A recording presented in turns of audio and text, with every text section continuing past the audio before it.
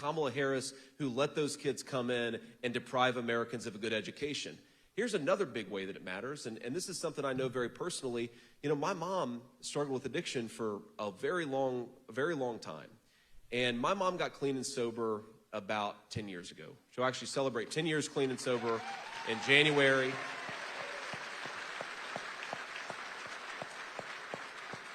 And I thank you all for that. And I just know, please, that there is hope on the other side of addiction. There really is hope and recovery for all of those who are struggling with it or have families that do. But there's only hope if we give people a second chance.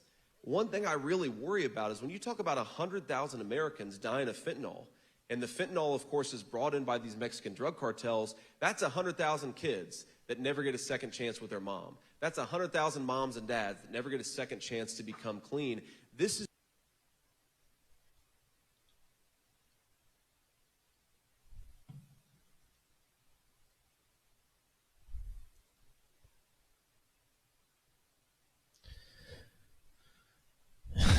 It was clear that the deck was stacked and the Attorney General would not be allowed to mount a real defense. Senator Greg Hertz, a witness in today's trial.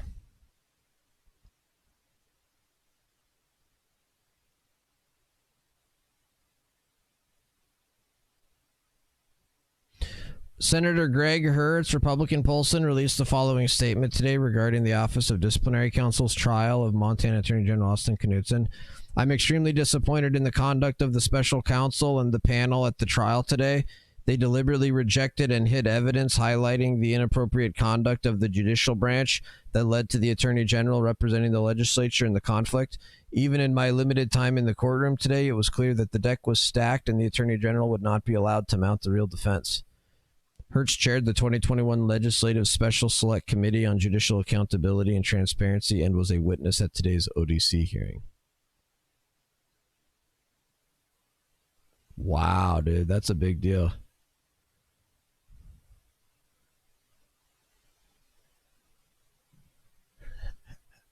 Oh, is everybody back yet? Sorry, guys. I don't know. I think so. I got this weird message that popped up. I got this really weird message that popped up on XSplit that said, "Oh, well, not okay." Step back. Initially, first started my stream program, and it's been a week. I had to update this PC last night. Updated that. Updated my drivers. Like literally, just took a week off, and I come back and I've got to update drivers. I've got to update Windows. I've got to update the app. I've got to update the plugin. It's like, oh my goodness. Anyway, so then it's like instead of updating all these things, I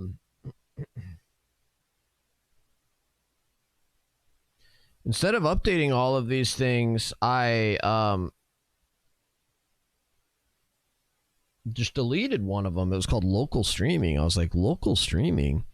What the heck is local streaming? Like, I'm not local streaming. I'm streaming online. So like, I don't need that. So I just deleted that. And then that seemed to be causing my stream like all kinds of problems. And it was like, I was dropping frames and like all these weird things were happening. So then I just restarted the PC and like, hopefully that works.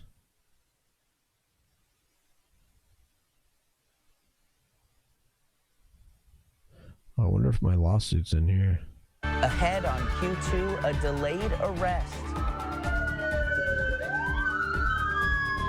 Billings police arrest a man involved in a high-speed pursuit from last week in the Billings Heights. And mayhem from Hurricane Milton. Hurricane Milton makes landfall in Florida. We'll have an assessment of the damage. They're looking at the opioid crisis and wanting to do something about it.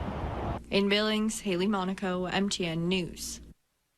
Can result from substance use. All steps in the right direction. Really have a sizable amount of the money going towards preventing people from getting addicted to these substances in the first place. Last month, the committee heard pitches from 11 varying organizations, hoping to get some funding. During Thursday's meeting, the committee voted on which organizations should move forward for funding consideration. Okay, it's a unanimous yes. So 6 were chosen, including STEP Incorporated, a longtime Billings nonprofit that widened its offerings to include sober living homes in 2019. We want to expand our women and children's program. I just look forward to, helping people live better lives and making an impact on the devastation that can result from substance use. All steps in the right direction to battle a crisis Montana is facing. It gives me some hope for our community that they're looking at the opioid crisis and wanting to do something about it. In Billings, Haley Monaco, MTN News. Yesterday in Helena, a state panel heard the first day of testimony in a case accusing Montana Attorney General Austin Knudsen of professional misconduct. The claims stem from his handling of a legal dispute between the legislature and the judicial branch. MTN's Jonathan Ambarian has more on this case and Knudsen's response. Montana's Commission on Practice is appointed by the state Supreme Court and tasked with recommending whether attorneys in the state should face discipline over complaints alleging professional misconduct. Yo, American Patriots in the house. I heard Harris is going to stream World of Warcraft on Twitch. Is she the one going to be doing it? I thought they were just going to like have us. I thought Tim Walz was going to do it. I did hear about that though, American Patriot. What have I been saying? I've been saying since 2015 that Republicans need to get on Twitch. I've been on Twitch for a decade. I've been saying presidential candidates need to get on here for a long time. Not sure if it's him or her. Oh, okay. Puppy Trailer went full tester last week. What a moron to support a guy he never met. He does the same for Walls. No way, guess. Are you serious? Puppy Trailer was actually talking about John Tester as if he knows anything about John Tester? Are you kidding me? What?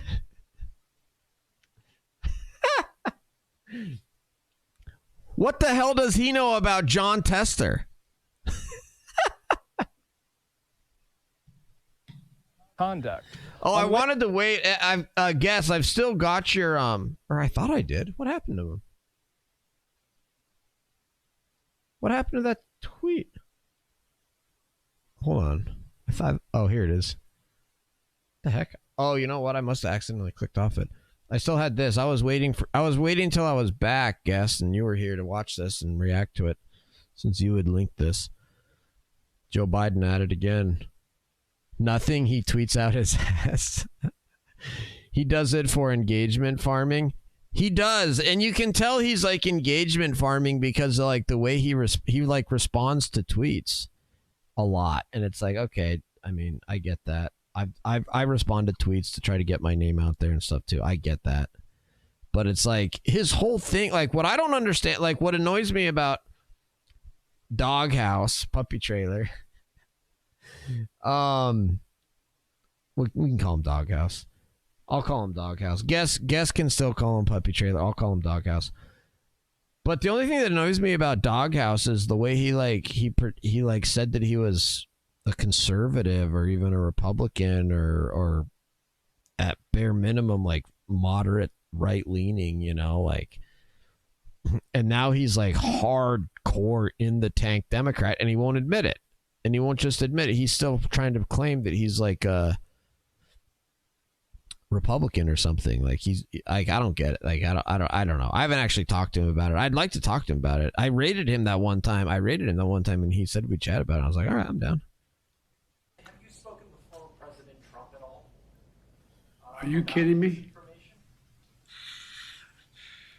Mr. President Trump, former President Trump, get a life, man. Help these people. Will you hold him accountable? You said you were going to hold Booth accountable. Public will hold him accountable. You better than the press hold him accountable because you know the truth. Will you plan to speak with former President Trump? No.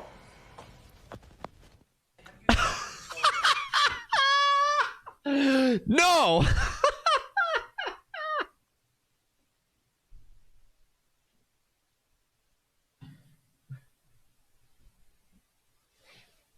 Oh man, that is absolutely hysterical, dude.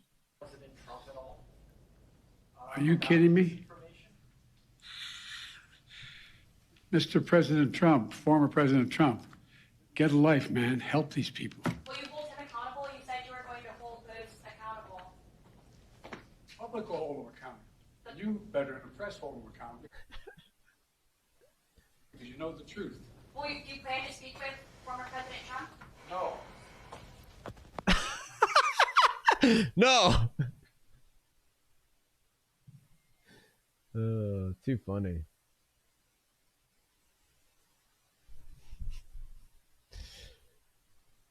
That's fantastic.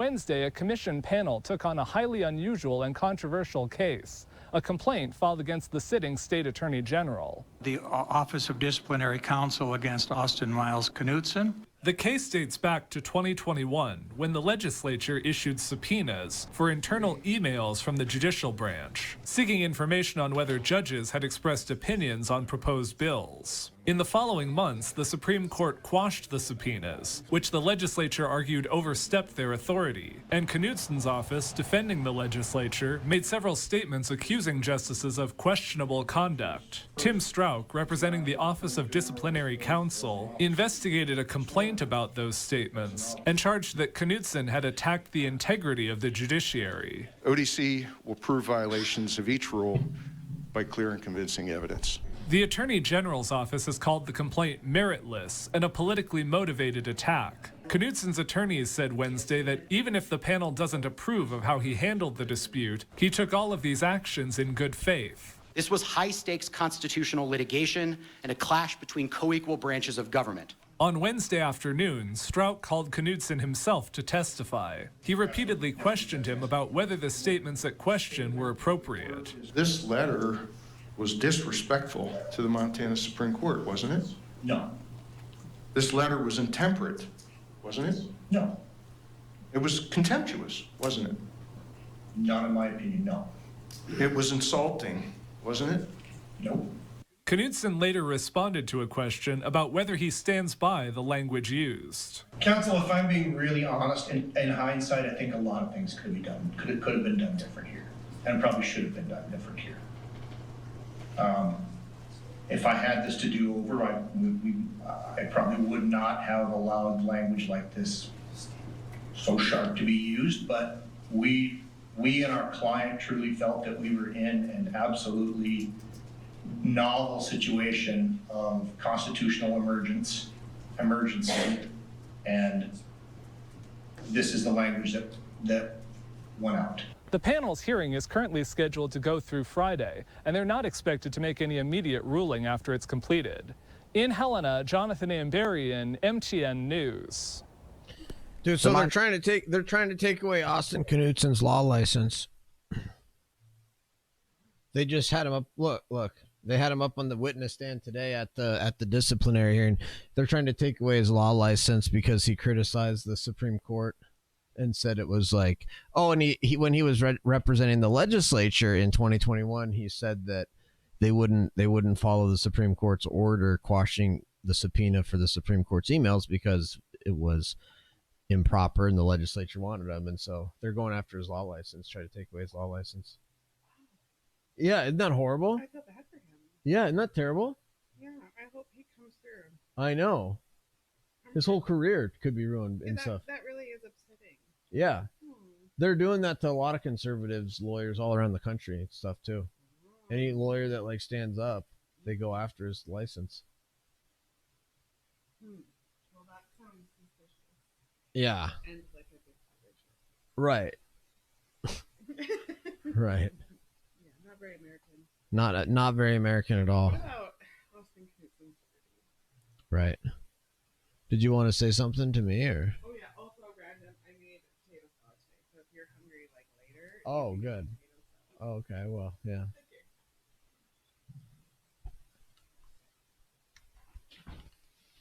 Operation Madman called him out too. Hand Fixer, what's up, Hand Fixer? I don't know if you're still here. If so, welcome. I'm here to troll rhidoids and chew bubblegum, and I'm all out of bubblegum. Are you still here? How can Trump help he is not president? Yeah, seriously, right?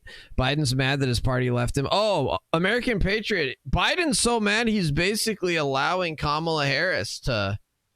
He's basically bringing in Kamala Harris, or like throwing Kamala Harris under the bus. Eric, what's up? I'll bet you the Democrats are going to cry. We should have stuck with Biden. Oh, for sure, Eric. For sure, Eric. Yes. I think this answering questions thing is actually kind of important because, look, I'm 40 years old. it's other than marrying this beautiful lady up here and raising our kids together, the greatest honor of my life is being your vice presidential nominee for the Republican Party. It's an incredible thing. It's an incredible honor to be able to do this. But think about this. I'm asking you all to make me your next vice president. That is an awesome thing, an incredible responsibility I'm asking for. You ought to go out and earn it and speak to the American people. Kamala Harris runs from the American people, and I think that shows a real defect of the kind of leadership skills you need to be the president of the United States in the first place. And I will tell you this story. So I guess this was a couple weeks ago. It was a Sunday, and I was sitting at home with our 7-year-old in Cincinnati, and I get a call, and it's the president. And I said, "Hey, sir, what's going on? How you doing?" And he said, "Well, they tried to do it again." And I said, "Well, they tried to do what again?" And it was the Sunday where a second assassination attempt happened on President Trump's life. He had just gotten from the golf course. And I, like any friend, I immediately go to, "How are you doing? Are you okay?" Like, obviously, you're physically okay because you're calling me, but mentally, that's a pretty tremendous. Num, what's up, Num? Good to see you. Jim Barr, what's up, Jim Barr? Good to see you. Enjoyed your Armor Reforger stream from the other day. Awesome, Jim Barr. Thank you, man. Appreciate that so much. Yeah, I've been really enjoying Armor Reforger. Although I'm about to go back to Arma 3 because they won't update Armor Reforger. There hasn't been an update in like 2 months now. And there's not a lot of content. So I'm about to go back to Arma 3 because they won't freaking update Armor Reforger. Also, it's really good seeing Israel whoop Hezbollah's behind. Really should stop being. Oh, Eric, it's been awesome. The news out of Israel has been fantastic. They've completely destroyed Hezbollah. It's really good news. Wonderful, wonderful stuff.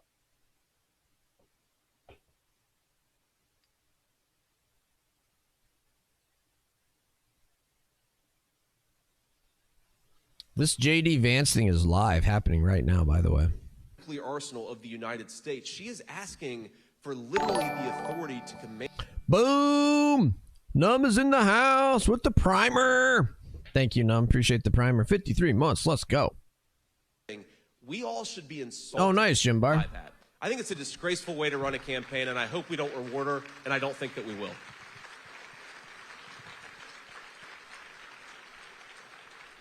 And just to wrap it up, since I know you'll answer any question. Oh, no.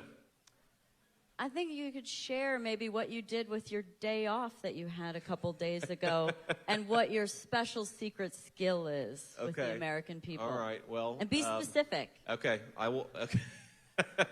Well, I was raised in a middle-class family, and it's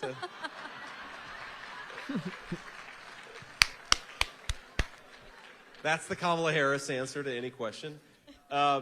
So you forgot to laugh. You forgot to laugh. Right. Yeah, I forgot the awkward cackle afterwards. But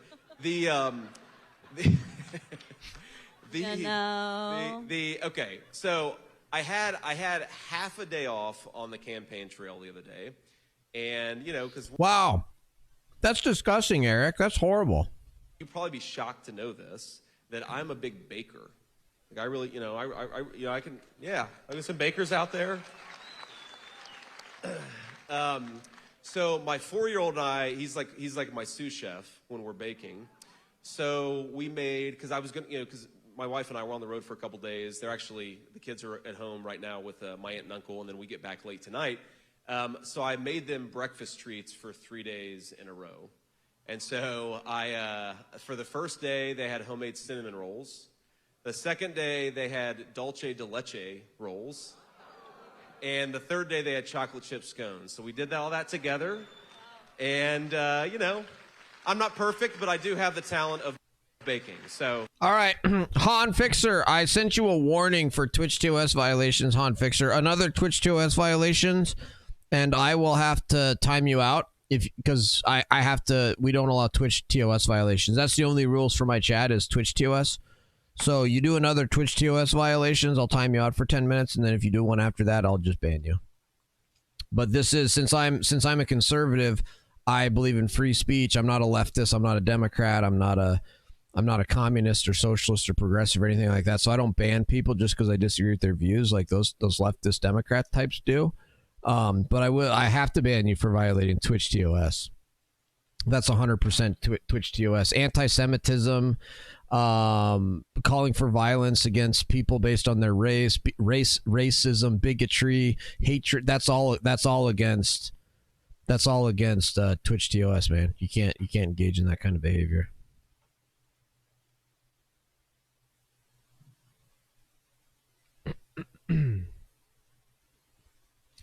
Iran secretly warns U.S. allies, don't help Israel or you're next. Dude, what a pathetic joke. Joe Biden's got us in a situation now where Iran is sending us warnings, don't help Israel or you're next. Oh, give me a break. How about screw you?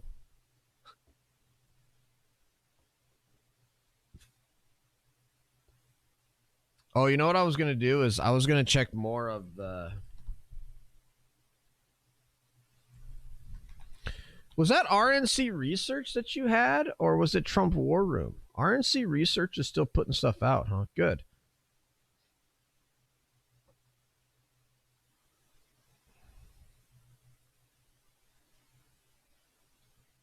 Logansport, Indiana, a rural city 78 miles north of Indianapolis, known for its diverse urban population of 18,000. People from at least 28 countries now call Logansport home, with at least 27 languages spoken. Each week. Okay, you did not say that. Yeah, each week. So last week they had, my final count that I knew of, they had 16 newcomers. That week. And a lot of them are coming unaccompanied. A startling report from the Cass County Health Department administrator during a September county commissioner meeting. Serenity Alter sits in meetings with new children enrolled in Logansport schools. She listens to them describe their journey to the city. Most of them fly from Haiti to Nicaragua to Mexico and then to whatever state they're flying to. A lot of them, like we met a couple last week that hadn't seen their parents in about 7 years. It's a eye-opener. The overall growth of school enrollment jumped by nearly 150 kids in 3 years. This year, there are 207 Haitian students in Logansport schools, up from 14 in 2021. They also have new students from 11 other countries, including Guatemala, Cuba, Honduras, and El Salvador. No one from the health department wanted to do an on-camera interview with us, but they told me the language barrier is a big challenge. I don't think our school system can contain that many. No, that's not what I was talking about, you idiot, hand fixer. That's not the... No, saying the Israeli government is acting like Nazis is not what I was talking about. It was your other message that was obviously TOS is what I was talking about, you moron. And can sustain what they're doing right now. The school district is more optimistic. We can handle it, and we're a public school, and so we take everybody that comes in the door and meets them where they are, no matter what. Michelle Starkey graduated from Logansport High School and has worked for the school for decades. She says embracing immigrants is what they do, but she acknowledges many of these migrant students are being asked to bear a heavy load. While it might be startling to some people, we have students that work second and third shift jobs to help support their families. I stopped by the Jehovah Jireh Haitian market on North Street and talked with the owner and asked him how many Haitian immigrants now call Logansport home. I don't know exactly, but maybe more than 2,000. Walk-ins moved to Logansport from Florida 4 years ago. He told me what brought him. Tyson. Watkins is talking about the Tyson meatpacking plant. He used to work there, but now owns this market. He started it because Logansport didn't have anything for the growing Haitian population. He says people are coming to earn a living. Tyson, good money. Yeah, he make good money. Yeah. Immigrants like Watkins can come to Logansport legally with certain employment authorization documents issued to temporary protected status individuals. I reached out to Tyson and submitted multiple questions, including how many migrant teenagers work for them third shift. They did not respond. Do you need help? We do. Logansport Mayor Martin told me his biggest issue right now is not knowing how many immigrants have come to his city. From the federal to state government, nobody can tell him. Do you even know? We don't. We don't. Migrant spiritual leaders told city leaders 5,000 Haitian immigrants have moved to Logansport, but the mayor says he has no way of verifying that number, but he knows it's significant. Here's how we know it's changed is because of the 20 to 30% increase that we're seeing in a lot of our normal city services, you know, with our traffic stops, with the hospital, with our school corporation. He blames federal immigration policies for the burden. The federal government has got to step in, and they've got to start helping communities our size. Mayor Martin's two biggest concerns are the strain on the hospital and housing. Logansport Memorial told us they are on pace for record births and more than 20,000 ER visits. 27% of their patients are also on Medicaid, and that puts a significant burden on OB care in Indiana. Immigrants and anyone else who can't pay sign up for presumptive Medicaid, apply for charity care, or a payment plan. The hospital recently asked the city council for $3 million to stabilize their operations, and it was granted. As for housing, the health department has been in homes where 20 to 25 people are living, and that's not safe. That is a big concern. Mayor Martin said his team is working on a few new housing projects, but isn't ready to divulge the specifics. He says they need help now. I will say that we have been in contact with Governor Holcomb and his office, and so we are finally getting to the next step. Mayor Martin told me he considered issuing a state of emergency, but said that will wait for now.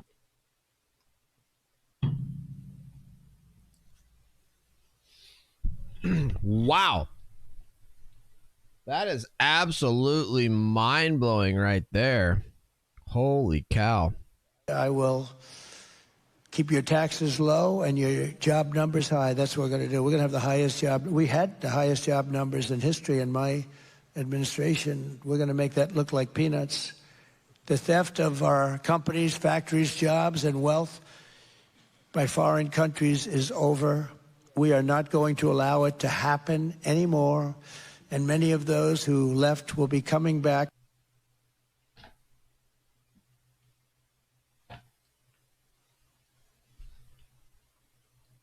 I will keep your taxes low and your job numbers high. That's what we're going to do. We're going to have the highest job. We had the highest job numbers in history in my administration. We're going to make that look like peanuts. The theft of our companies, factories, jobs, and wealth by foreign countries is over. Okay, so if the theft of our factory jobs is by foreign countries is over, what about when foreigners from foreign countries come into our country, are given TPS status and legal work authorization, and then work all of the jobs here in the United States? Is that the theft of jobs, or is that fine?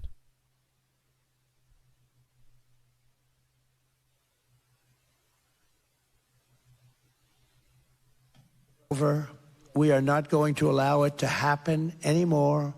And many of those who left will be coming back, and they're going to be coming back fast. They want to come back. They want to come back. I will keep your taxes low and your job numbers high. That's what we're going to do. We're going to have the highest job. We had the highest job numbers in history in my administration. We're going to make that look like peanuts. The theft of our companies, factories, jobs, and wealth by foreign countries is over. We are not going to allow. Sorry about that. All right, I'm done eating. Sorry about that.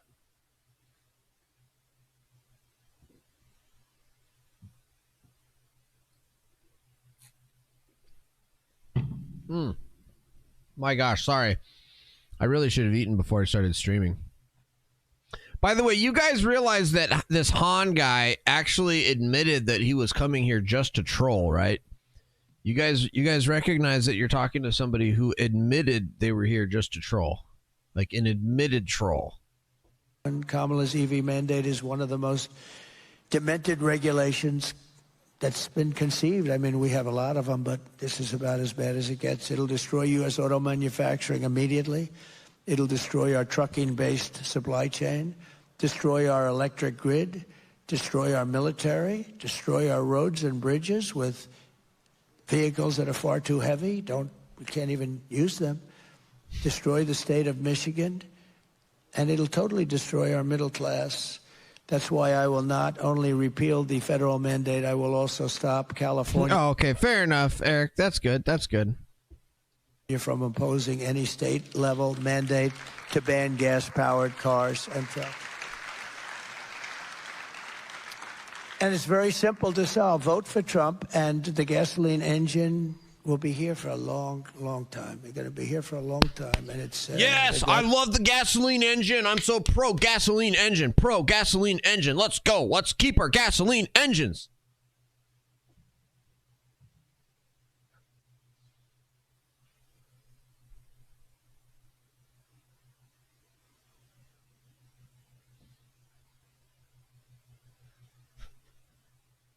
Because oftentimes I lose the teleprompter. You know, teleprompters go out, but she lost the teleprompter last week. Did you see it? She was talking about 32 days to the election, and she goes, there are 32 days. Oh my God. I just lost the teleprompter. 32. Then she, 32, 32, 32. 32. And I said, what the hell happened to her? And then the teleprompter kicked back on. 32 days to the election. You don't want this for your president. Because oftentimes I lose the teleprompter. You know, teleprompters go out, but she lost the teleprompter last week. Did you see it? She was talking about 32 days to the election. Was this entire thing this good?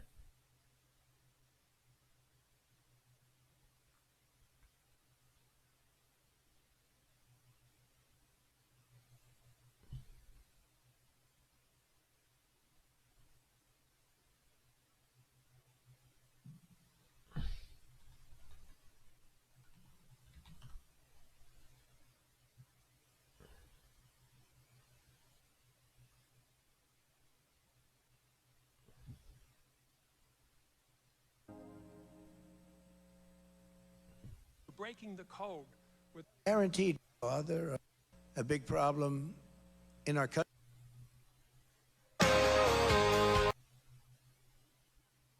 What the heck? If tomorrow in Hurricane. Thank you very much, everybody. All right, I got to take Thank you. a bathroom break. 2 seconds, right back. Thank you very much. It's a great honor to be here, and thank you, John. It's really wonderful to be back in Detroit, and it's a true honor to be back at the Detroit Economic Club. It's really terrific people. I was here at 2016, so maybe it brought a little luck. We're going to do it again. We're going to do it again.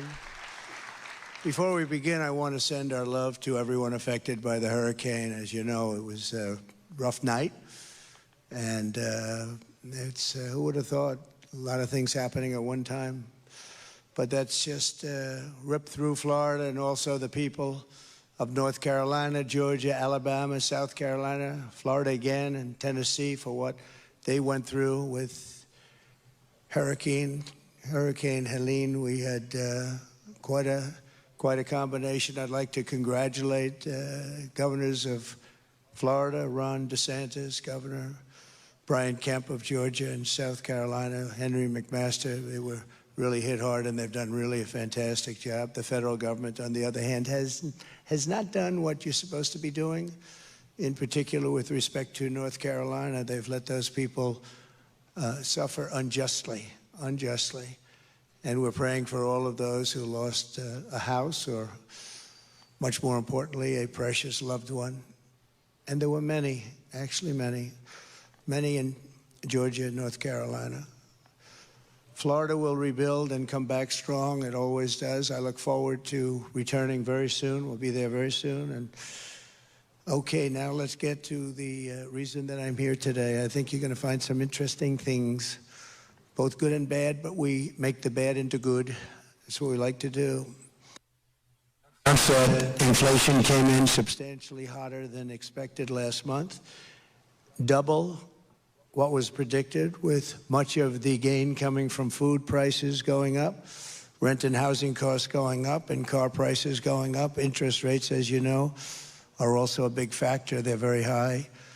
They've gone from 2% when I was in office to 10% now, and you can't get the money. That means it's much higher than 10%, which really kills the American dream for young people. We have a lot of young people here, a lot of college people here. The fact is that the Federal Reserve brought the interest rates down a little too quickly. It was too big a cut, and everyone knows that was a political maneuver that they tried to do before the election, but they did the wrong thing. It was totally a political decision, and inflation has started to rise. 4 years ago, when I left office, we had no inflation. We had virtually, just think of it, we had virtually no inflation for the entire 4 years. So when people made money, that was really their money. It wasn't money that they have to give back to a source that they know nothing about, including government. Under Biden and Harris, because of inflation, the economy has been a total disaster. But Kamala says that she can't think of one thing that she would do differently. She said that 2 days ago in a very unfortunate interview for her.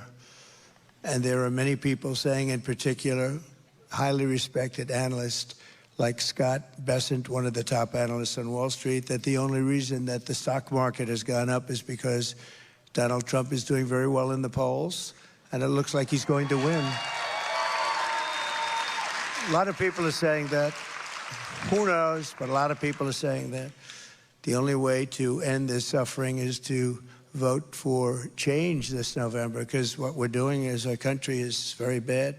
We're being scoffed at and laughed at all over the world. The other big news is the fraud committed by 60 Minutes and CBS, together with the Democrat Party, working together with them, which will... All right, boys, what should we do, guys? What do you think is the best stream content I could do right now? Honestly, I kind of want to do... Should I do Kamala Harris content? Should I do RNC research stuff more? Should I just read? I wanted to read this article. I wanted to read other articles. Should I just pick a subject and just talk about it? Look at these freaking, my goodness. The morning after, 3+ million without power. The Drudge Report is awful. 10 dead, 3 million without power amid widespread flooding in Florida after Hurricane Milton. Should we do Hurricane Milton content? Oh my word. Vivek debate John Bolton. Oh, I watched that, Num.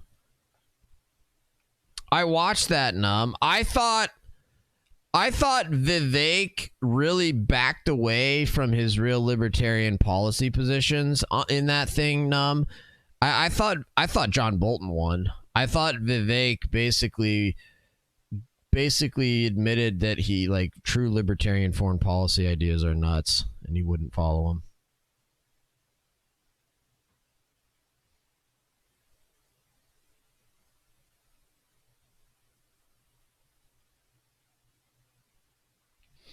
Like Vivek's main point was basically like Vivek even tried to completely reframe the question at the beginning of the thing. Like Vivek's first thing was, I don't think the question is, whether the U.S. should protect our national security interests around the world. No. I think the real question is should we be the world police? And it's like, well, no, dude. Actually, this is a debate. We actually have a topic to debate. You can't just change it. It's like from the very beginning he was trying to change. And look, I'm the biggest Vivek fan there is out there. You know me. I love Vivek. But you also recognize that I get out of here.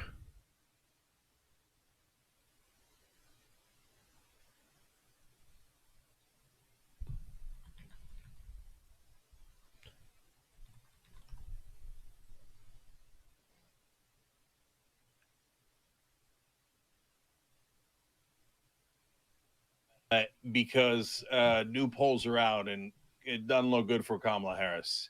I have not been this worried in a long time. So we don't have a lot of time.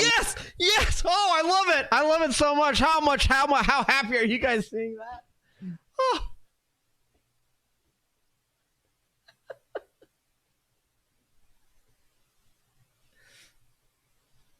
We have less than a month left, and she's now losing in almost all the swing states. So I'm going to go break down all the numbers for you guys. They don't look great. I'm going to give you what people in D.C. are saying, Democratic Party are saying, Republican pollsters, everyone across the board, how are the markets doing, et cetera. First, look, I'm telling you this, not again to ha-ha or whatever. I'm telling you because the pundits are almost always wrong.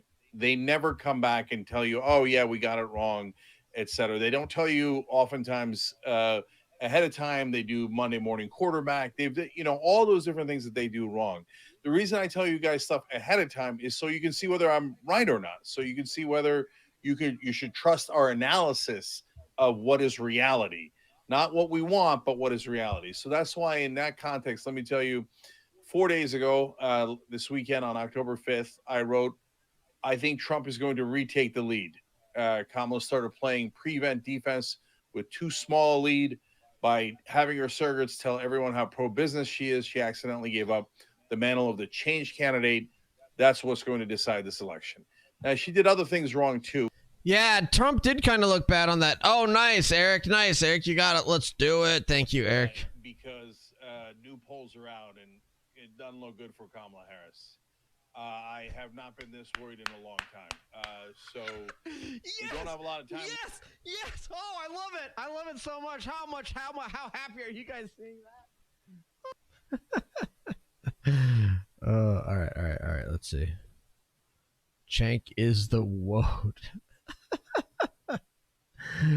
Could have had a better title. But we'll go with it. And I'll get into that in a second. And but I started getting what I love about this right here is obviously Chank is this leftist guy, obviously, and it's like here he is basically admitting and saying that Kamala Harris is losing this thing. Let's check. All right, let's check the Real Clear Politics poll averages election 2024. Harris leading nationally by 1 point. 1.8 nationally. And that's been pretty steady. She's dropped a bit in the last, she has dropped a bit here. And Trump is starting to kind of come back up. She's dropped from 49.2 down to 49.0.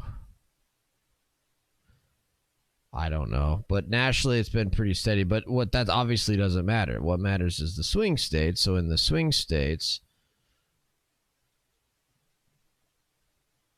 in the top battlegrounds, Trump is up 0.3. How has that changed in the last? Oh, wow.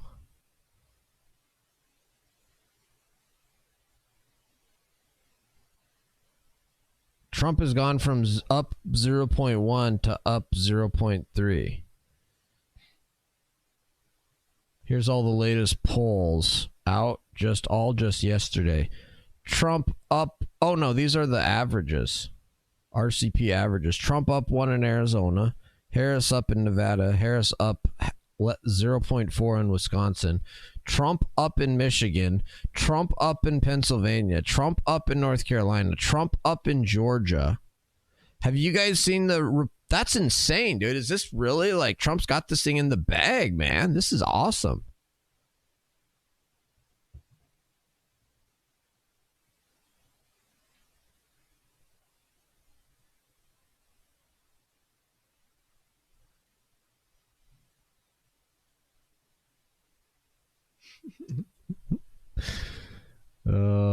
Eric, you're out of control, man.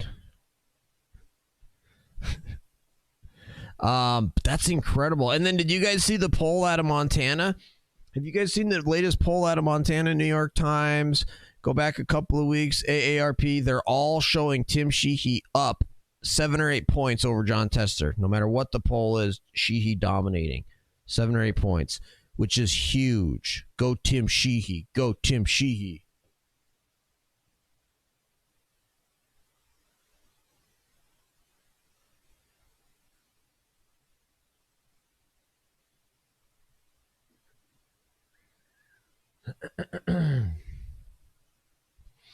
Let's see what other RCP betting odds. Look at that. RCP betting odds right now, October 10th, less than a month out from the election now, less than a month from the election. RCP betting odds, Trump 53, Harris 45. Wow, look at that. And look, and Trump has really taken a massive lead over here recently.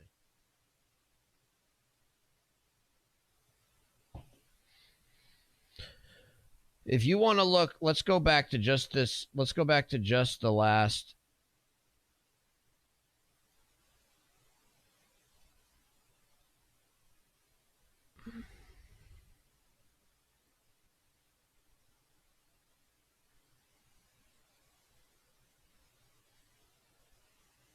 Wow. Yeah. So just in the last, literally just in the last week, in the betting odds average, it has gone from a dead tie, 49-49, with Harris actually leading, to now Trump leading 53% to 45.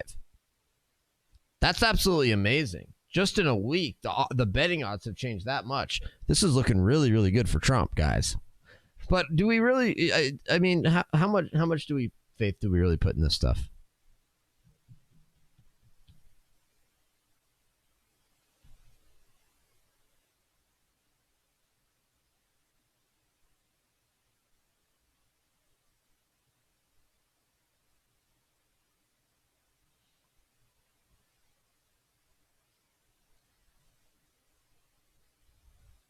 Electoral College, Trump 219, Harris 215, 104 toss-ups.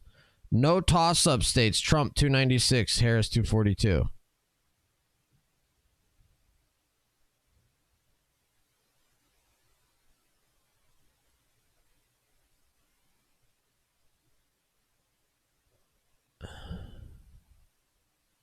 Wow. That's the election. That's the election results right there, according to RCP. If the election was today, Trump, Vance, 296. They win.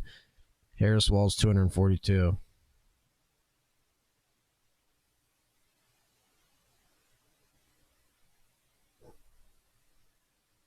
We have to know, is the sign okay? You can see it in the light there. It is now just whipping off the Manatee River. It's coming in from kind of the north, I guess, northeast, and the water now is really starting to pour over. If you look at the ground, whoa, okay, that wasn't good. We'll probably go inside shortly, but you can see the amount of water here on the ground. This is water from the Manatee River.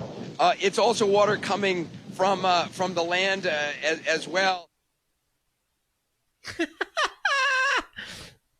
Oh my gosh. Well, Joa, we are in the Binks Estates neighborhood here in Wellington, and the tornado bulldozed this neighborhood. The tornado spawned by a hurricane on its rampage through Palm Beach County. Let me do a little bit of show and tell and show you what this looks like. So this street used to have a wonderful shaded oak tree canopy, but you can see what the tornado did to that, left those trees in splinters. And as we pan over to the right, you can see a roof over there with the shingles mostly gone. This tornado did that to a lot of roofs. It turned cars upside down. And take a look at that big stump over there. That had to be a massive oak tree, judging by the size of the trunk, right? It just lifted it right from its roots and dumped it into that driveway. And this neighborhood is a microcosm of the type of destruction we've been seeing. Hurricane Milton made landfall last night, leaving 3 million homes and businesses without power. In St. Lucie County, 4 people were killed when a dozen tornadoes touched down. Drone footage in Venice captured a destroyed pier, debris left on roads, as well as damaged cars. And then in St. Petersburg, a crane collapse left a gaping hole in an office building. Whoa! Old Gamer Mike with the primer resub for 48 months. Thank you, Mike. Wow, appreciate the primer. Good to see you, Mike. Hope you're doing well. What's new? How's life? Oh, looks like we won't get a tie after all. Oh, well, Harris is that bad. Gee, what changed from last week? Was that the interview that bad? I think it's been the interview. I don't think. No, I think it's just people getting sick of Kamala Harris. And the little like brief, like her little like honeymoon period being over with, you know, so That's what I think it is. But what's interesting is, okay, I want to see like any contrary, like who's the big contrary, like 538?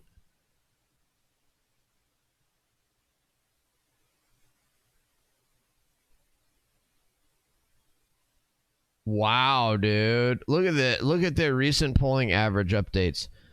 President, Pennsylvania 1, Wisconsin 1, Nevada 1, Georgia 1, Michigan 1, North Carolina 1, Senate 2, wow.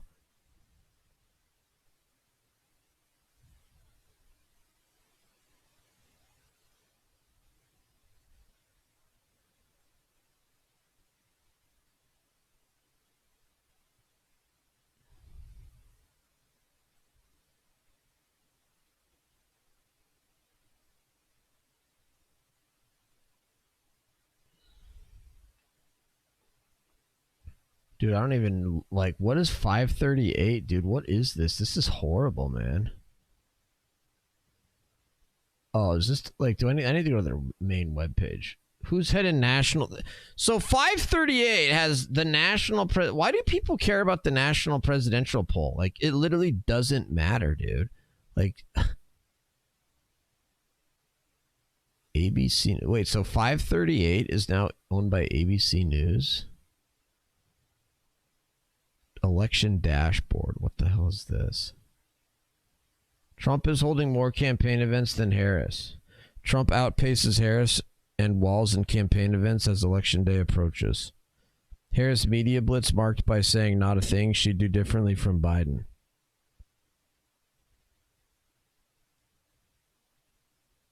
John Tester voted to give illegals amnesty. That would give them Social Security and Medicare. Those are the benefits I worked my whole life for. We are being taken advantage of. And that's wrong. John Tester, you're not fooling us anymore. Let's talk about something you would do different from Donald Trump. How long was the View thing? I still haven't even seen this thing. I haven't even seen Kamala Harris on the View. We've got to watch this. Have you guys seen this? Am I the only one here who has never seen Kamala Harris on The View? I heard about it. I know she went. I know Kamala Harris went on The View. Am I the only one that's still never seen that? Like, please tell me nobody else has seen this.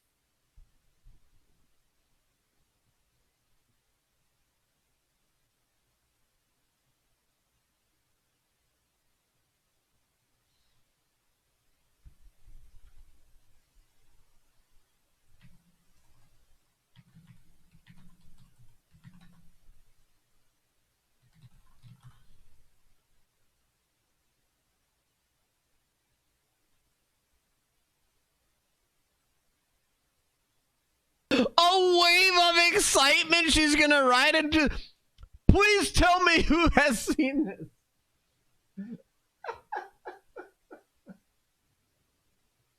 this. Oh my word. Please tell me somebody. Nobody's even admitting it. Nobody's even admitting to it in chat that you guys have already seen this. Dude, this video's been up for 2 days on YouTube. It's got 600,000 views. I know you guys have seen this. Fleabag. What's up, Fleabag? Yeah, it is.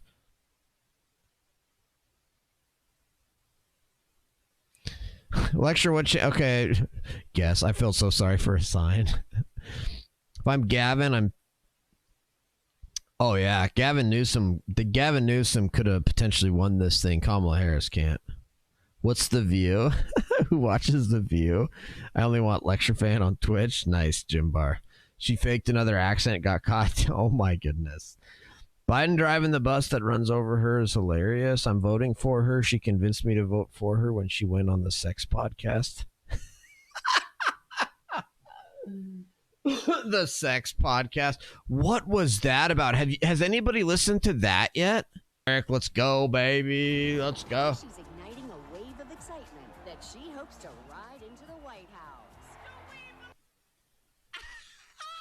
A wave of excitement she's gonna ride into.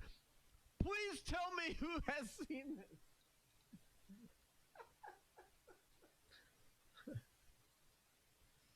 Oh man. All right. Share to YouTube.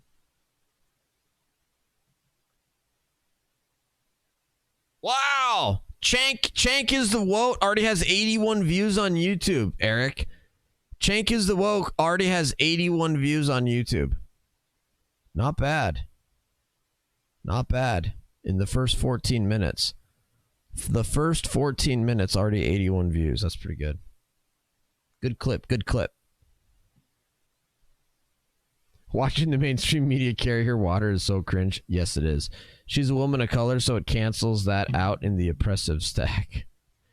Voting for her when I heard her family owned slaves.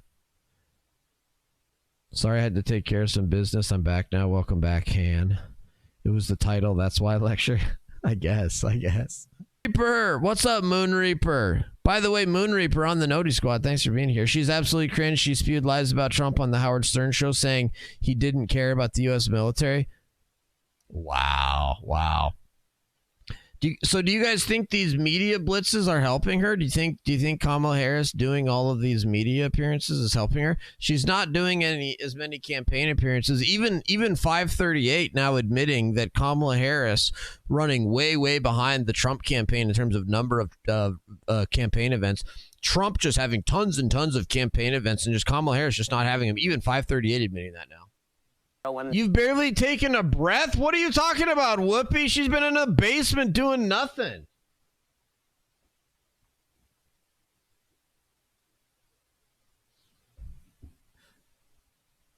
And will put the Department of Justice of the United States back in the business of justice. We will double the Civil Rights Division and direct law enforcement to counter this extremism. We will hold social media platforms accountable for the hate infiltrating their platforms because they have a responsibility to help fight against this threat to our democracy. And if you profit off of hate, if you act as a megaphone for misinformation or cyber warfare, if you don't police your platforms, we are going to hold you accountable as a community. In other words, she's going to take away your constitutional rights like crazy.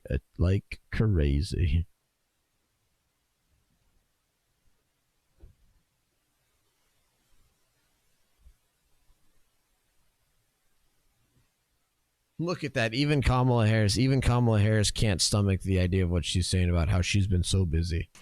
It has to be like how I can just tell it's a lie. I don't even know the real. They have footage of her calling Joe Biden when it happened. She's not in her workout clothes. The story is a lie, by the way. Wow, that's crazy.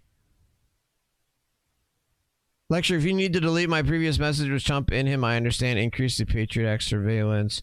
How's she going to do even James Carville coping on MS? Oh, okay, Darkness. Let me check that out. Sorry, I missed it. Oh, I need to put up Eric's clip as well. Thank you for that. She's going to get Trump's ball. Oh my gosh. Yeah, Moon Reaper, that might be close to TOS, Moon Reaper.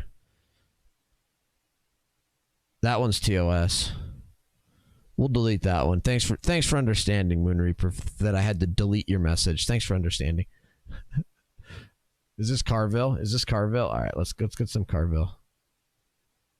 Only thing I feel is the election's coming November 5th. And I'm scared to death, and I'll get a time to, obviously. You're not in a reflective mood. Not in a particular reflective mood right now. I'm very, very concerned and very What does Harris need to do with the month left? All right, 7 months left. Let's start. We got 26 days. Yep. Today is gone. You're going to lose 4 to the hurricane. Just subtract that. We're going to get blank.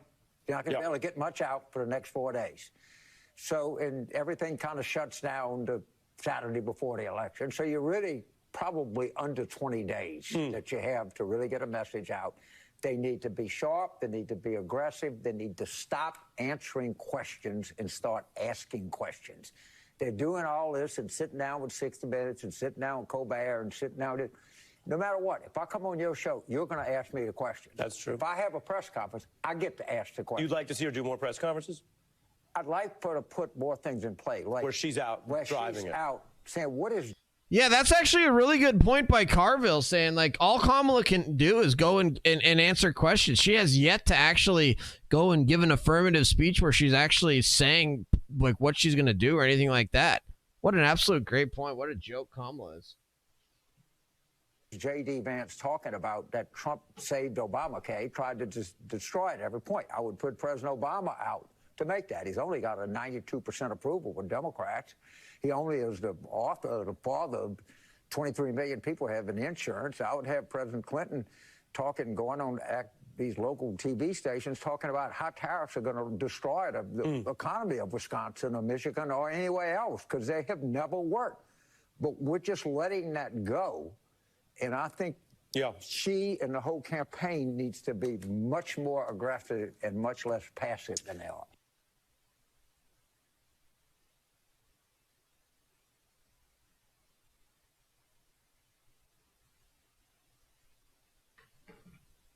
Shoot. Anyway, yeah. I'm very, very concerned. They need to be much more aggressive. They need to stop answering questions and start asking questions. I'm scared to death. This is the common theme. I don't know if you just got here, Darkness. I don't know if you just got here, but that's been the common theme. I did a whole thing where I went over the polls. We were watching Cenk Uygur. Cenk Uygur did a whole stream today about how he was talking about how Kamala Harris is going to lose and Trump is going to win. So everybody's saying that because that's what the polls are showing. And especially when you compare the polls to where the polls were at in 2016 and 2020 and the actual election results. So we're in a very strong spot. Kamala Harris, the woman that loves abortion, supports all of these horrible policies like that. Yeah. She first thing she ever did was call her pastor. Yeah, sure.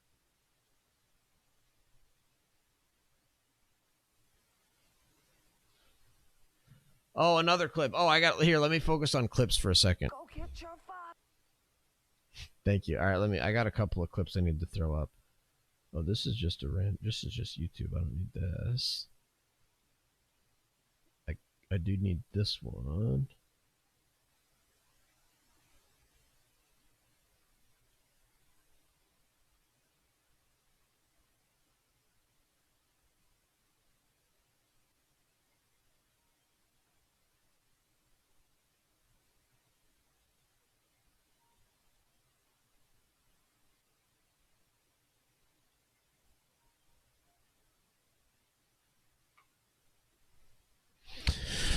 Won't answer that right now since we're streaming to 18 viewers and we're putting up YouTube shorts for the YouTube ad revenue for the LCTRfan channel. Let's go.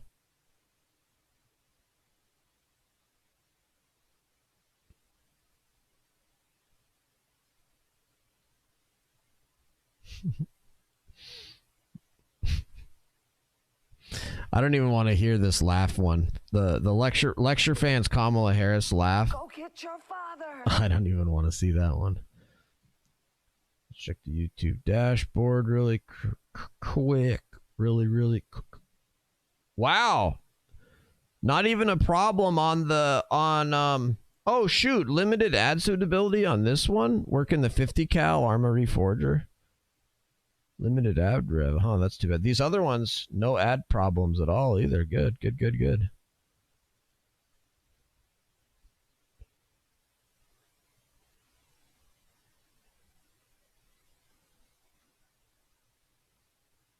What wave of excitement? That already has 7 likes. Dude, nice. Where's my live real-time views? Oh, look at that. Wow, look at that. Look at that. I was getting basically no views, and then I put those up. Or I was getting like, I've been getting like 1 view an hour. I put that short up, and boom, 500 views. Wow. One of those shorts is already doing real well. Happy to see you here Thank today. you. Thank you. for I'm coming. glad to be with you. As Vice President, you've worked very closely with President Biden.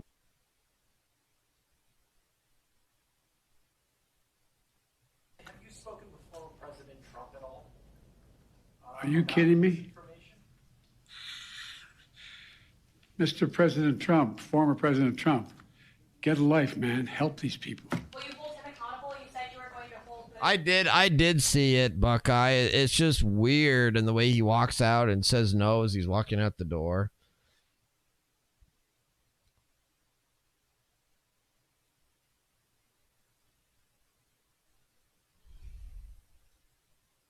Sir, have you considered calling him and asking him to stop doing that? To stop spreading this? Sir, have you considered calling him and asking him to stop doing that? To stop spreading this? Sir, have you considered calling him and asking him to stop doing that? To stop spreading this?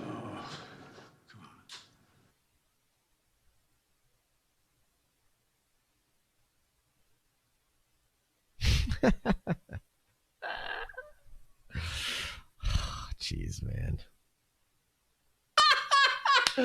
She's trying to say that actually Trump was the one that took all the FEMA money and gave it to illegal aliens. It wasn't Biden and Harris. No, it was Trump that took all the FEMA money and gave it to migrants. Sure, lady, sure.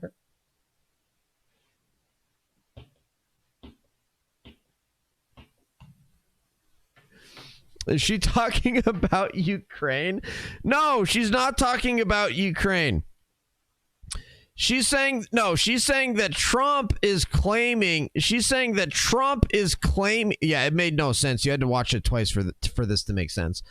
She's saying that Trump is claiming that the Biden administration is withholding aid to Republican North Carolina because it's Republican.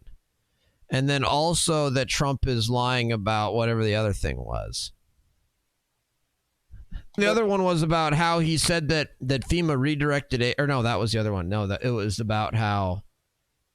No, that was two different things about this hurricane aid. And it's like, dude, first of all, nobody said that you like redirected it. And they're like, well, we didn't redirect it because it wasn't like directly on the way there and then turned to say it's like, no, dude, we're talking about how you had a big pot of money in FEMA and you spent a bunch of money of it on FEMA on illegal aliens. And now FEMA doesn't have very much money. That's the point. We're not saying that like you redirected aid that was like already on the way there and midway through it got redirected. Nobody's saying that. That's not the point, you jerks. So her entire thing is just to deflect and blame others when we all know it's within the power of the White House to secure the border. The White House, the most powerful institution on planet Earth, has incredible power to do whatever the heck it wants with trillions of dollars. And has incredible power to even change the law and change policy, which is, frankly, in my opinion, unconstitutional. But we have adopted the delegation doctrine, where the courts have authorized the Congress to delegate lawmaking authority to agencies. And so we have the presidency with the power to make law. The presidency has the power to make regulations. The president is one of the most powerful. And we know for a fact that Donald Trump, in changing policy and changing priorities and exercising discretion and power, was able to secure the border. And we know that Joe Biden came in on day one and totally reversed all the Trump administration policies. And yeah, you're talking about Kamala Harris, how you proposed an amnesty bill. Kamala Harris, you're really talking there about how you proposed this great amnesty bill on day one, but you're not talking about how you undid the stay in Mexico policy on day one, and you undid the Trump administration's asylum processing policies, and you changed what were the other ones? Wait in Mexico, stay in Mexico was the big one. On asylum processing, other asylum processing claims. What else did Trump? What was the other Trump executive order that they reversed? I know that was the big number one. But they undid all of the Trump policies on the border, and we saw massive skyrocketing corresponding increase in illegal immigration. And now they're trying to say it wasn't even illegal immigration because they quote unquote gave them whatever protected status or whatever asylum claim number or whatever BS thing they gave them. But that's not lawful. That doesn't count. And so they are illegal aliens. The first thing they did was cancel Keystone Pipeline. Yeah, that's exactly right. Yeah, seriously. This is unbelievable. First of all, just straight up pure lies on the border and on immigration. That was just one lie after lie after lie after lie after lie after lie. It was unbelievable to see. And for her to openly and blatantly pretend that they lowered illegal immigration and that they did everything to secure the border, and the only reason it's not secure is all this, when the reality and the truth is that all they've done their entire time is try to get millions and tens of millions and 30, 50 million illegal aliens, giving them free American citizenship so then they can be added to the Medicare rolls, which she's also talking about bankrupting right here.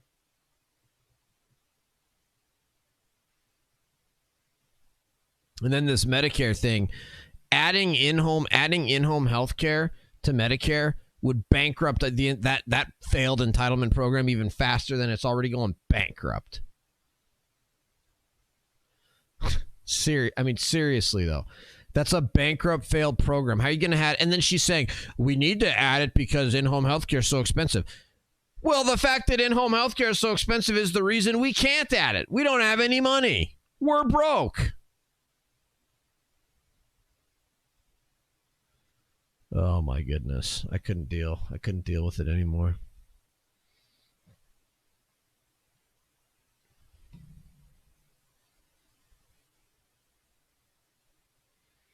Israeli airstrikes hit sites in central Beirut. Inflation extends bumpy decline with mixed reading.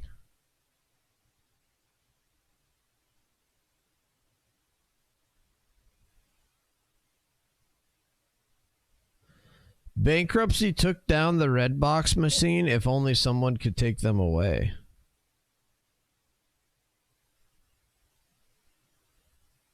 The DVD vending machine pioneers out of business, sticking Walgreens, Walmart, and other merchants with 24,000 abandoned big red machines.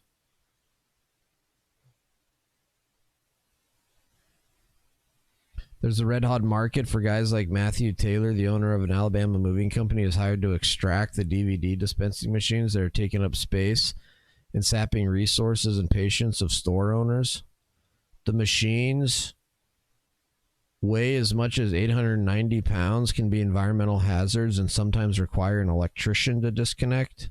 And that might be the easy part. The next steps are figuring out what to do with the big red machines and all the DVDs that in the era of streaming have been rendered largely obsolete. Redbox parent filed for bankruptcy, saying it lacked the cash to buy the rights to many new releases, and the kiosk operator went out of business.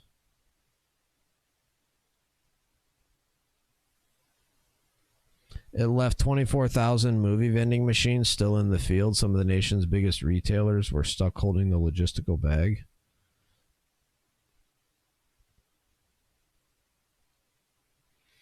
Which on average hold more than 600 films.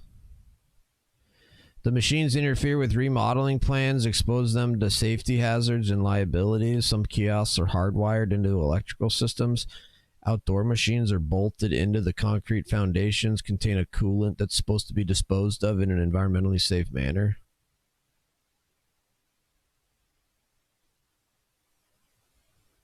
Dude, that's a crazy story, man. Holy cow. Whoa! Riding Fence with the primer. Thank you, Riding Fence. Appreciate the primer for 64 months. Yep. Welcome, Riding Fence. Hope you're doing well. Yeah, they told the Redbox employees to keep the DVDs. Some of the employees have hundreds of like one movie. Wow. That's hilarious. The United States is running Yo! concentration camps on our southern What's up, Gizmo? Thank you, man. That is exactly what they are. They are concentration 140 bits coming in hot. 140 bits. Thank you so much, man. Appreciate that. Appreciate that so much. What's Rob? Let's see what Rob's talking about. Their central message wouldn't be change. So if you go back and you look at my debate suggestions for both Trump and for Vance, both of those I said, because they're trying to hide her and they're trying to make this simultaneous argument that, like, well, she's the VP and she was integral in a lot of the stuff. She's smart. She's a good leader, but she's the candidate of change. And they're sort of hiding her and letting her get away with this. Trump and Vance needed to use that time on the debate stage to be like, listen, If you're unhappy with the direction the country's going, she's been there. Why didn't she do all of these great things that she's now claiming that she's going to do? Trump didn't do a very good job of that. Vance did a superb job of that. And yet this caller tells me that's nonsense. Nope. That's nonsense. Thanks, Sue Phillips. We'll talk about ChatGPT here in a bit. Why doesn't she have a better answer? And this is what's shocking to me. So when she finally, and by the way, listen, I'm still saying I think Kamala Harris will win. Don't get me wrong. But it is clear that...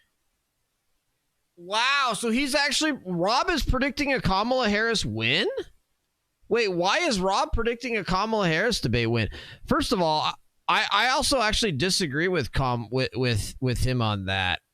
Like, Kamala Harris, if you want to say, like, who's the change candidate, I actually think that Kamala Harris actually is the change candidate, because she would be changing from... She would be more, I think she would be even more left-wing, more communist than the Biden administration was. As bad as the Biden administration was, and as far left as the Biden administration went, I still think it was like the far left, like having to kick and pull and drag, kicking and screaming Joe Biden along to the far. Whereas with Kamala Harris at the White House, it's like, no, we're not going to have to drag Kamala Harris to the far left, kicking and screaming. It's like, no, she's going to be the communist leader that nobody ever thought that we would have. You know, it's like, no, she actually is a change candidate. So I disagree with Rob on that. I also disagree with Rob on the fact that Kamala Harris is going to win. I think Trump is going to win.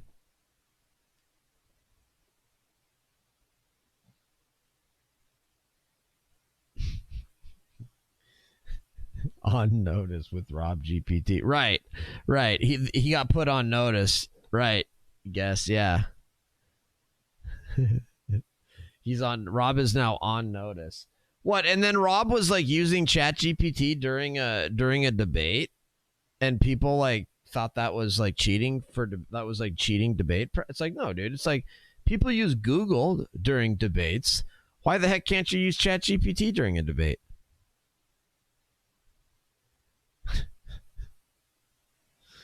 Oh man. Hype train potentially incoming. 1 minute left. Oh, you know what else I was going to check out was the RNC research. Is there a difference between RNC research and Trump War Room?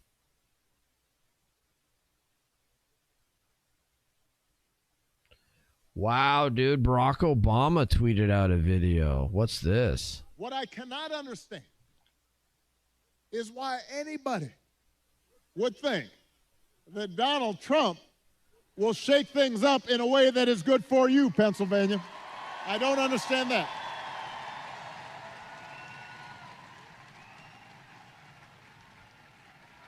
Because there is absolutely no evidence that this man thinks about anybody but himself.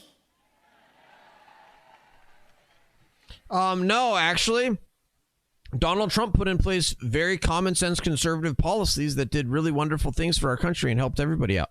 So what the heck are you talking about, Obama? I've said it before. Donald Trump is a 78-year-old billionaire who has not stopped whining about his problems since he rode down his golden escalator 9 years ago. You've got the tweets in all caps, the ranting and the raving about crazy conspiracy theories. You got the 2-hour speeches, word salad, just, you know, it's like Fidel Castro, just on and on. Constant attempts to sell you stuff. Who does that? Selling you gold sneakers and $100,000 watch and most recently a Trump Bible. You know, he wants you to buy the Word of God, Donald Trump edition, Got his name right there next to Matthew and Luke. I mean, you could not make this stuff up. If you saw it on Saturday Night Live, you'd say, well, no, that's going too far. No, he's doing that. It's crazy. And the reason he does it is because all he cares about is his ego and his money and his status. He's not thinking about you. That's so interesting because that's exactly what Kamala Harris said on The View. The exact words that Trump is not thinking about you. And it's like, dude, we're smarter than that. We're thinking about policy here, you dopes.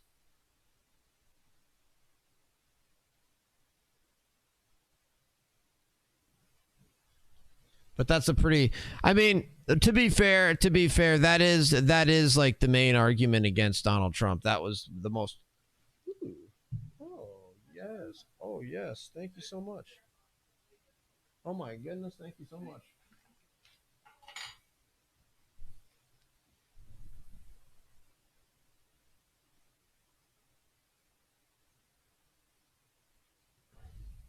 Kaylee, I'm also a first-time voter, I just want to say. I've never voted before, that's but awesome. this time Good for around, you. I have to vote. Yeah, it's that important. I just want to be clear. I want to get on record. You're voting for us, right? You're voting for the good guys?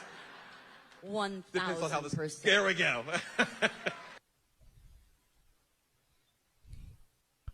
Whoa. Who is Danica Patrick? Who is that lady? Danica Patrick, other than racing. Oh, is she a race car driver? NASCAR. Oh, okay. That's crazy. That's crazy that she admitted that she's a first-time voter. I want to go back to something you said on Tuesday. You said, I think all of us know the Electoral College needs to go. But the campaign came out later that night, and they said that's not their stance. Yeah. Well, it's not the campaign's position. And the point I'm trying to make is that there's folks that feel every vote must count in every state. Mm-hmm. And I think some of folks feel that's not the case. Our campaign does that. And the point I'm saying is I'm in 5 states in 2 days. We're out there making the case that the campaign's position is clear, that that's not their position.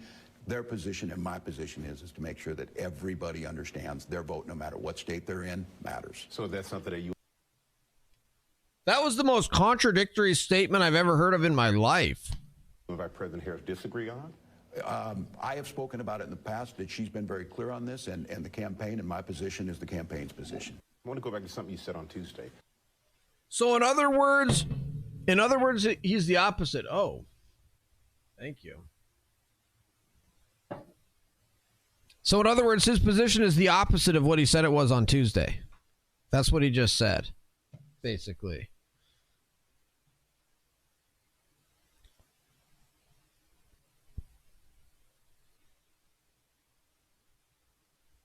Inflation came in substantially hotter than expected last month, double what was predicted, with much of the gain coming from food prices going up, rent and housing costs going up, and car prices going up. Interest rates, as you know, are also a big factor. They're very high.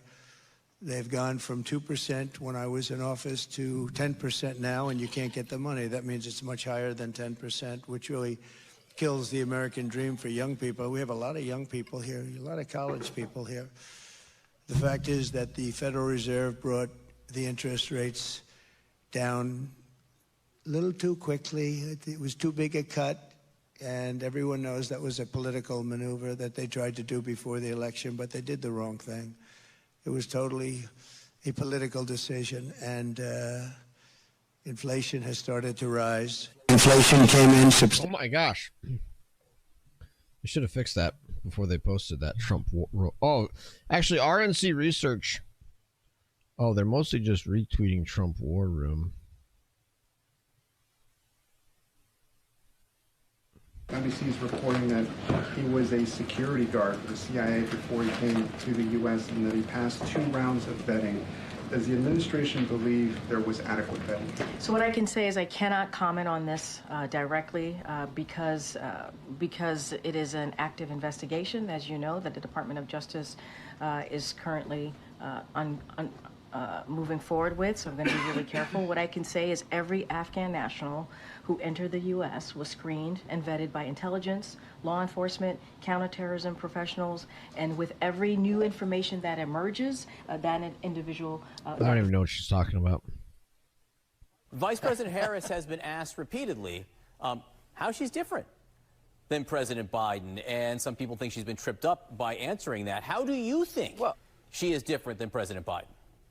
Well, first of all, whatever the differences is between them, it's not nearly as vast as the difference between her and Donald Trump. She's obviously a woman. She is a woman of color, and she is of a new generation. So she is not Joe Biden, as much as they want to try to make her Joe Biden. But she was and is part of the Biden administration. Vice President Harris has been asked repeatedly. That Tim Walz, dude, that Tim Walz answer was the worst thing in the world.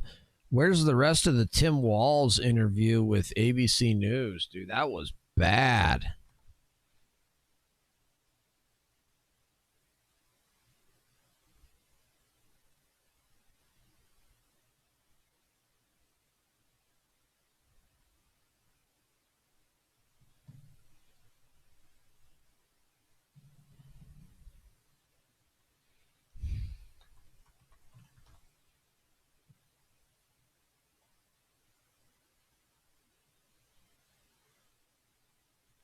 I don't know who that was. Who was that? What must not have been Tim Walz interview filters. This had to have been today, right? Oh, here it is. This must be it.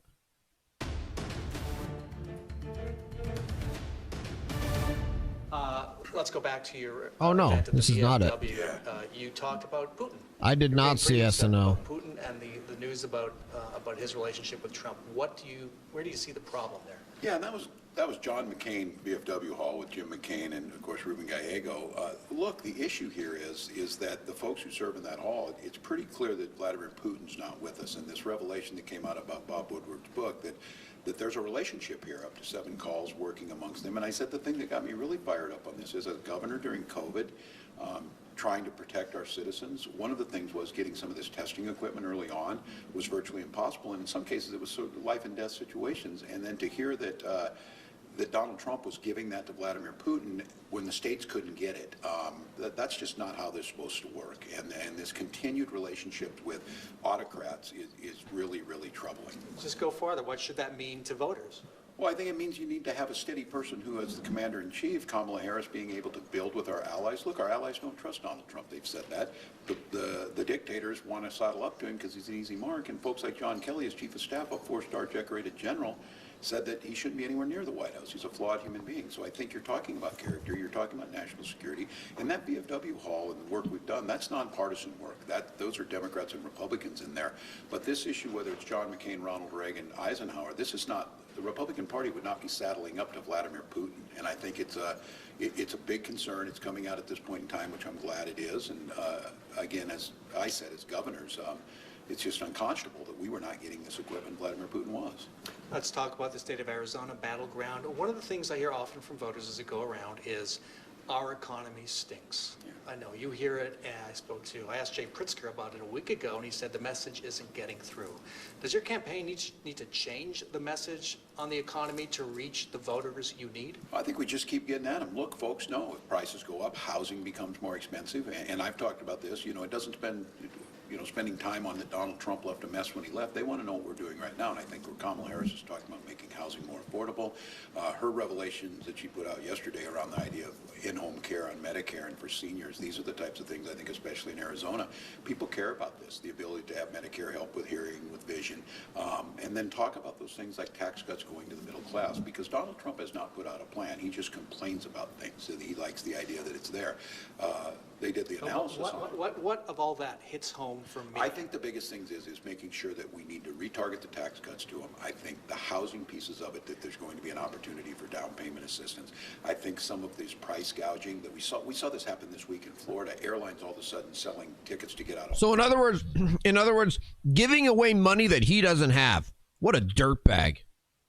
Florida at a really expensive price. That stuff is the things that really irritates people. And then I think growing those small business pieces of this, we make sure that there's that $50,000 tax credit to it.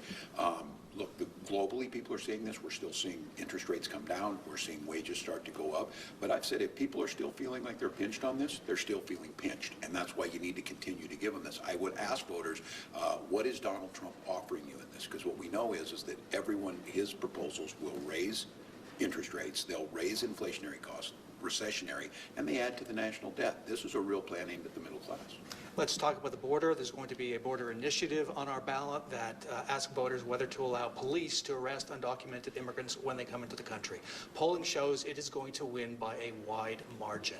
How do you think that initiative might affect the vice president's chances here in Arizona? What does it tell you about the border here and what you need to do? Well, I think with people focusing on it, I think it helps our chances. You've seen this both in her debate and my debate, that there's no plan from Donald Trump. Look, we have a bipartisan border bill for some of the most conservative members of Congress, senators, Republicans. We've got Border Patrol agents. We have got a plan to put 1,500 more Border Patrol agents there, improve DOJ's ability to be able Wow, it's just amazing to just watch this just flat out lies coming from this guy. Claiming that Trump has no plan on the border and that they're going to secure the border and that adjudicate these things quickly, put equipment on the border, do all those things in a state like Arizona that recognizes legal immigration is an important part of your economy. And I think some folks saying that why aren't we getting this done? It's very clear Donald Trump doesn't want to solve it. If he would have, he had 4 years to do it. He didn't do anything about it. So I think when you're hearing people focused on the border, I trust folks in Arizona know this is an issue they care about. They want it fixed. he literally just said Donald Trump didn't do anything on the border for 4 years.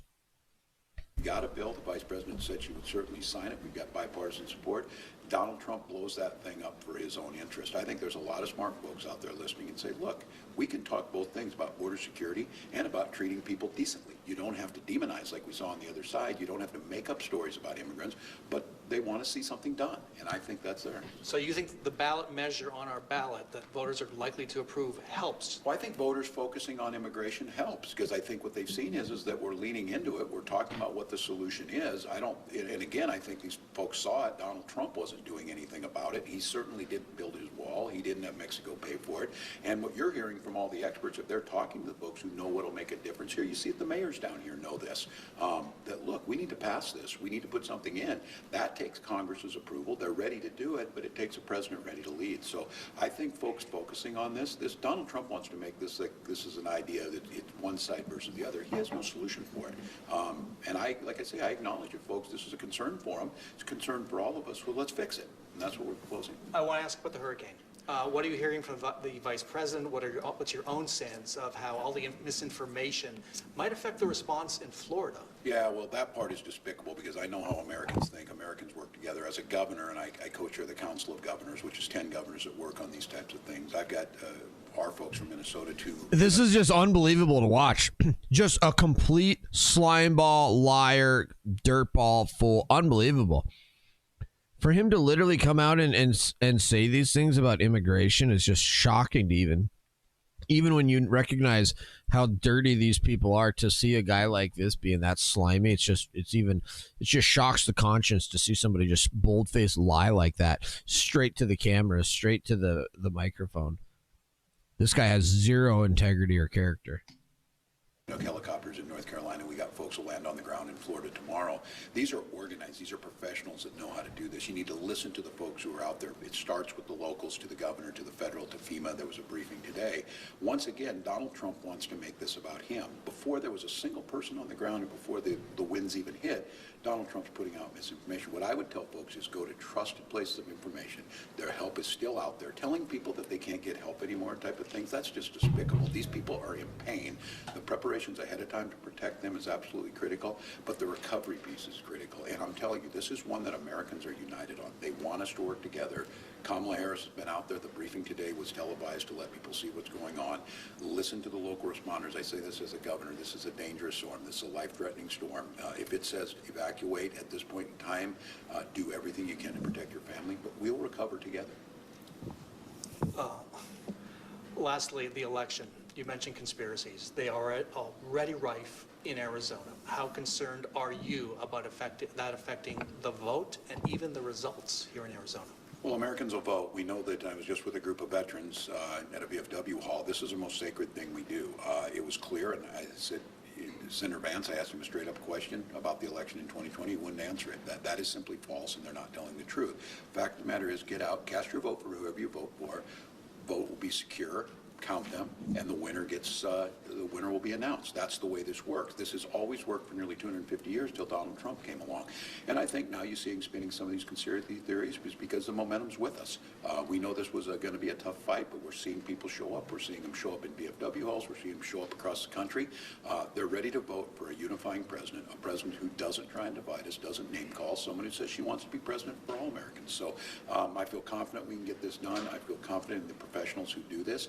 And I trust the American people, and I think that's, at the end of the day, that's all we can ask for. This guy is such a dirtball. I can't believe that you would. We have more refugees per capita than any other state. That's not just morally a good thing. It's our economic and cultural future. This beautiful diversity we see out in Worthington when I'm there, you see 50 languages spoken in the school. We have more refugees per capita than any other state. That's not just morally a good thing. It's our economic and cultural future. This beautiful diversity we see out in Worthington when I'm there, you see 50 languages spoken in the school. We have more.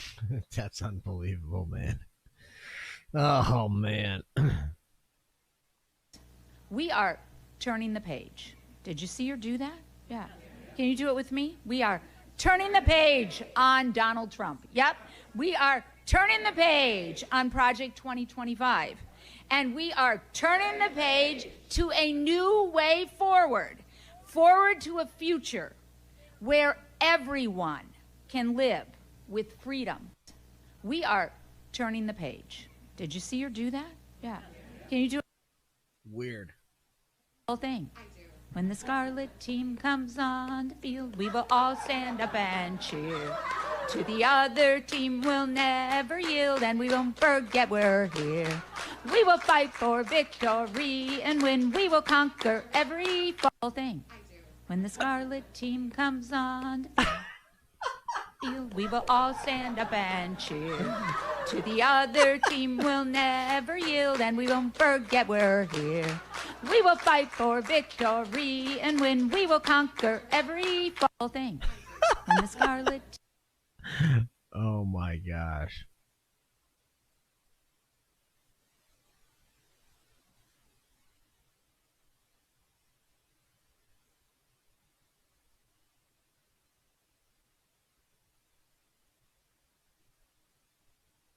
This Afghan national who was working for the CIA in Afghanistan was arrested for planning an election day terror plot.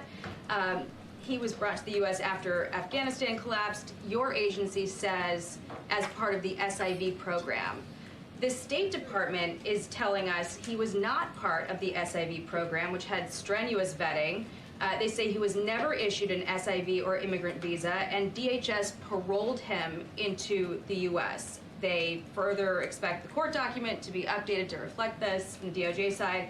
So, Mr. Secretary, how was this man brought into the U.S.? What screening did he undergo? What did he apply for to get here? Jackie, I'm here in North Carolina communicating with the individuals who are still conducting search and rescue operations. Over 200 people have lost their lives in Hurricane Helene. We have reports that at least 10 individuals have lost their lives as a result of Hurricane Milton. I'd be very pleased to answer your question in a different setting, but we're here to talk about emergencies and the support that we can deliver to people in desperate need. Thank you. I appreciate that, Mr. Secretary, but we're getting conflicting answers from your agency and from the State Department about a man who was arrested for an election day terror plot. How do you not have those answers prepared?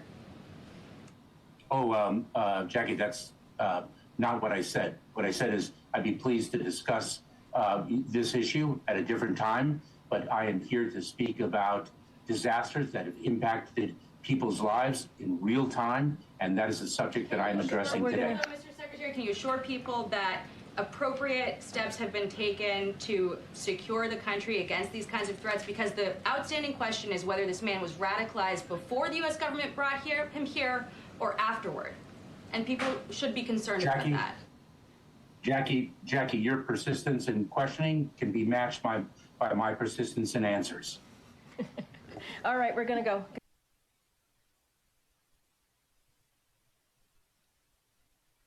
This guy is just a slime ball too. I mean, it's just. I mean, I understand if it's there for if he's there for the hurricane thing and he doesn't want to talk about that issue, but like the bigger problem is just his demeanor, and it's like, dude, if you actually had a good answer for it, it's like, dude, just throw the answer in. It's really common. It's very, very common for politicians and government officials to be giving press conferences on one issue and take other random questions. The president does it all the time where he'll give a press conference with a foreign leader and they'll be talking about a new thing that they're coming up with or whatever. And then they'll take questions from the press, and the press get to ask whatever they want. Like, dude, you're there to take questions from the press. You don't get to decide what questions. You're a government taxpayer funded bureaucrat is all you are, scumbag. You're here to take questions from the American people, you dirtball. How about that?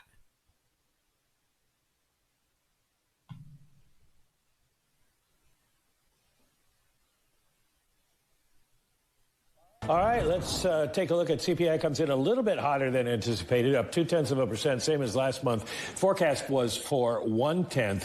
The core comes in up 0.3. That is also a little bit hotter than forecast. 0.2 was the belief. 0.3 was what we saw in August. The year-over-year numbers, 2.4% for the headline, not as good as anticipated, and for the core, 3.3%, not as good as anticipated. So maybe this will catch a little bit of wind, given the fact that we had seen the big, strong jobs report last Friday. Now, speaking of jobs, we get a big jump in jobless claims, 258,000.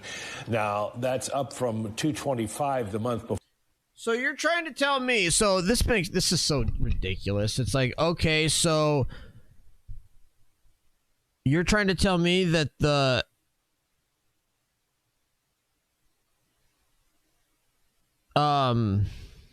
I just started seeing this next tweet about World of Warcraft.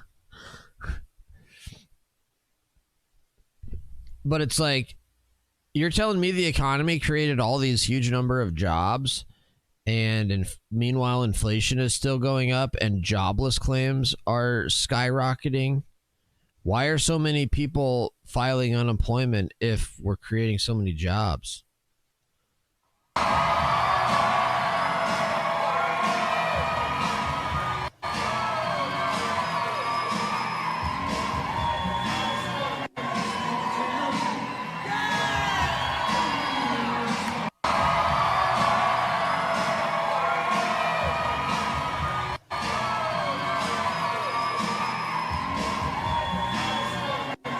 What in the world, dude? Damn on Tim. Gesticulates all wildly all over the place. Yes. Great. Look at me being concerned you got enough. Look at me. Do I look like I'm skipping anything? You're fine. All right, well, I want a coffee. What else? Do you want something to drink, Dad? You guys don't have Diet Mountain Dew. No, do you have iced tea? Do you have iced tea? Yes, we do. I'll take iced tea. All righty. Yeah. Coffee? Yeah, I want a coffee. Yes. Oh man. I think it's like Here, you guys go through. I'll wait for your tea. All right, you get the tea? Do you want to take All right. this too? Yep, I got it. I'll wait for your tea. I feel exposed right now. Thank you so much. And someone will be up here today. It's okay. Right? No, well, no, like he's coming. Thank you so much. Yeah. I think it's like Dude, Tampon Tim didn't even pay. Tampon Tim didn't even pay for his coffee and his iced tea.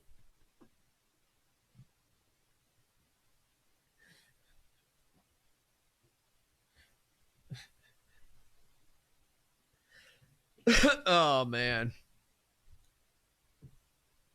Harris thought this was being recorded. Oh, is this? Alafaya River, the Peace River, some of these type of traditional places that could flood.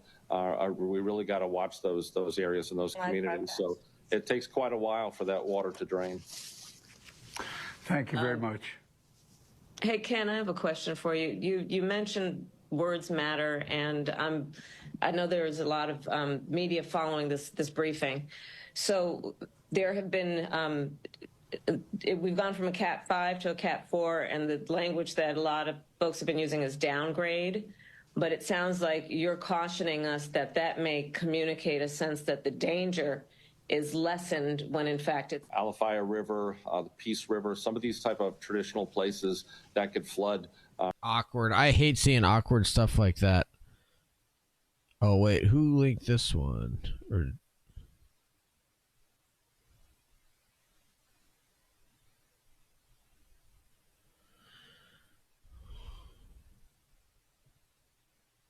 Kamala will deliver a 1929-style depression. I will deliver low taxes, low regulations, low energy costs, low interest rates, low inflation, and the greatest economy in the history of the world, which is what we gave you before.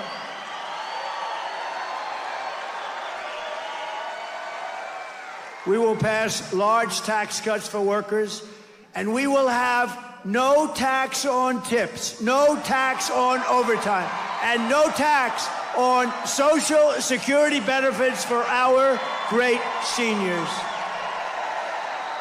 That's a big deal. No tax on tips, no tax on Social Security, no tax on overtime. Can we just do no tax on income? Holy cow, guys. 2.5 hours. I'm wiped out. I got to take a break, guys. Hope you guys enjoyed the stream. First stream back in a week. Oh, let me read these last couple of messages from guests and TLS. Hold on. Sorry, guys. Rumors are they're going after male actors with the game live stream. If I was Blizzard stockholder, I'd rebel for it being used. Yeah, no kidding, right? Meet Hope Walls, the bimbo who gave out Minnesota National Guard unit movement orders during the riots to her friends in BLM and Antifa. Jeez, Walls is a commie. Why do you have to pay? Right? Word salad is all she has. Hurricane language. Raid Rob. Oh, okay. I can raid Rob.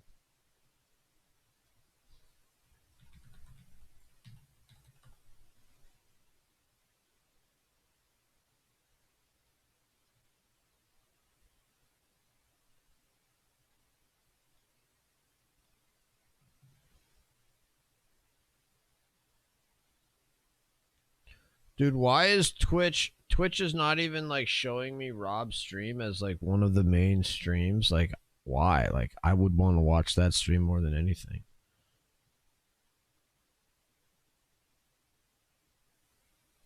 Is he live right now? Oh yeah, he is.